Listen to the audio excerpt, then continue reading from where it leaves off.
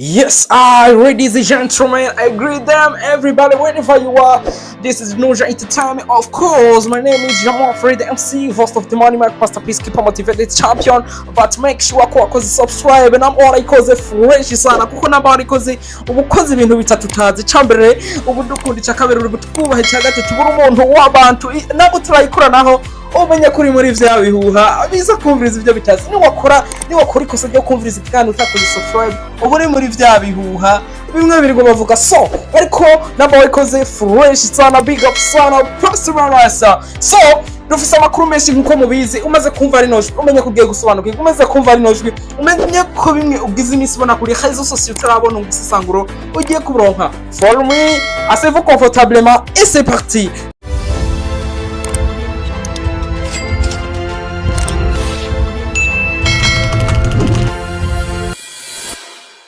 So dufise novuga amakuru ariko aravugwa neza neza ko Sabi ariko atina n'amajambo neza neza n'uwitwa DJ Fernando, ariko hariga n'abaririmbyi benshi vyagiye bakwiga, ariko nivyo tugiye kuganira ko kenshi turabe vya celebrity ngaha yo mu gihugu cy'u Burundi. Mbega ipanze gute ku baririmbyi b'abarundi, mbega bimeze gute? Turahera neza neza kuri DJ Fernando.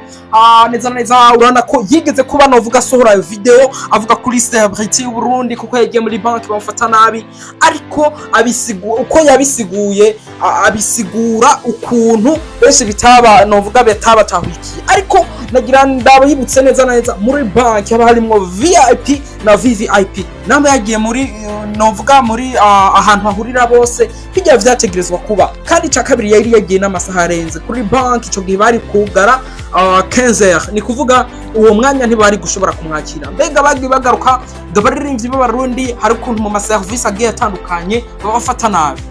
Icambere ntabwo reka kuvuga ko celebrity ngaha mu Burundi ntifashe kubera ko abaririmbyi n'abanyagihugu basanzwe slago bahuriramo kenshi usanga ari zimwe, parce que ni twavuga ibintu by'ibitoro, ni twavuga ibintu by'amasukari, ni twavuga ibintu by'iki ama slago. Donc abaririmbyi bahuriramo n'abantu basanzwe, kuko ni wagira ikibazo runaka wewe muri umunyagihugu novuga mutoyi n'umuririmbyi abakigize. So ntuzobona novuga ngo par exemple muri centre ville urabonye umustar nguragize ngo emotion mu ifotozanye. No, donc celebrity ngaha mu gihugu cy'u Burundi iracagoye, kuko ino musi namba ngaha mu gihugu cy'u Burundi tuza gukora show y'imiliyoni 10, hariho abandi bariko bategura show ya $3000. urumva ne si ikintu coroshe, si ikintu novuga cyo kugereranya. Nabibonye kwa abatekino hariya mu gihugu ca Nigeria bariko bategura show ya $3,000,000. nuko rivuga namba ngaha tugitegura ke novuga imiliyoni 15 tukazinvestisa muri show. Sico kimwe n'abo bantu. Donc celebrity yo ngaha mu Burundi iratandukanye n'abandi bihugu.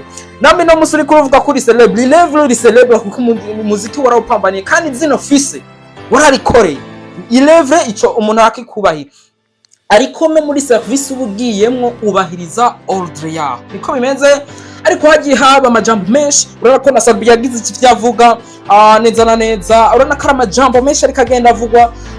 Fernando avuga ati nije fisi indirimbo imaze kurabwa n'abantu benshi ndumwe neza na neza hariya mu gihugu cy'u Burundi. Ilevre nivyo 10 million neza na neza ku ndirimbo Kazima Imana inkunda. Ilevre nivyo, ariko uriko novuga wipasa kuri Sabi amaze hafi novuga 20 mu muziki, wewe umaze siza mu muziki. Iyo ni manque de respect. Ego base canke novuga ibintu vya movement vyakoze ni morale muri entertainment babikenewe, kuba ukuvuga ngo Sabi nini na nini ngo nk'ivyo mugize imisi mubona ku ma réseaux sociaux, vraiment uza gusanga ari manque de respect ku mutama Sabi. Sabi amaze ku mutama Sabi amaze imyaka irenga 10 ari kuri hit 15 plutôt ari kuri hit. Woga cuzumaze imyaka 4 uri kurakora umuziki wamenyekanye hazi imyaka 4, abantu bakumenye baguhaye cyizere mu mitima yabo, wowe ugacuza ngo muza kuvyakira uko mushaka kuko n'uwabivuze yabitanze message azi kizoshika.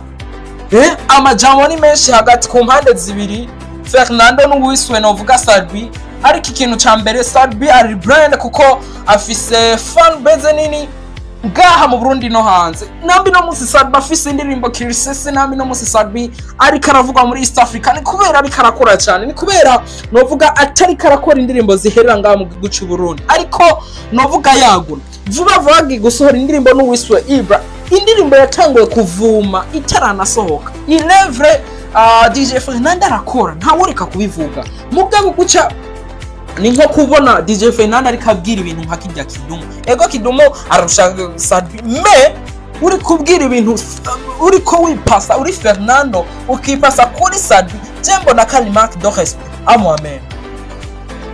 Haje byagiye bijamwa anovuga abaririmbyi benshi bagira ico bavuga kandi intandaro yose yavuye ku ivyo bintu ngo bamufashe nabi muri novuga muri bank. Aba Melanin boy bose bagiye kuba bagarukamwe bavuga ati ibi bintu nibiki. Ilevre agaciro kabaririmbyi b'abarundi ngo kwegwa icambere hakwiye kuba novuga ibivugwa muri loi d'auteur bikwiye kuja bikaja ku mugaragaro bigakora. Hariho abaririmbyi benshi bavuga ati Ilevre amategeko ya loi d'auteur turayafise mu bitabo mugabo loi d'auteur bikora mu Burundi. Ico cagiye kuza giterani n'uruhagarara kuba artiste. No musi mu artiste arashobora gukora imyaka 5 mugabo ubuzima budahinduka. Kubera iki? Intambwe ya loi d'auteur ino musi azokora imyaka 10 atarabona umusaruro, biza gutuma bivamo. Biratuma bataronka salaire nziza, biratuma bataronka novuga ikintu novuga ca respect mu bantu, mu kibano canke muri population canke muri aho usanga babaye mu bantu. Biratuma bataronka novuga kwisanzura kuko loi d'auteur ni ikintu gikomeye ku artiste. Ariko nagira ndakwibutse ko DJ Fernando ari neza aherutse kuba akorera show mu gihugu ca Uganda aronka abantu benshi, niho yaciye aguma aronka n'inguvu zo kuguma ari celebre. Uri celebre ku ruhande rwawe kubera ko ni wabibwira umuntu atavyumva ntaza kuvyumva nyene.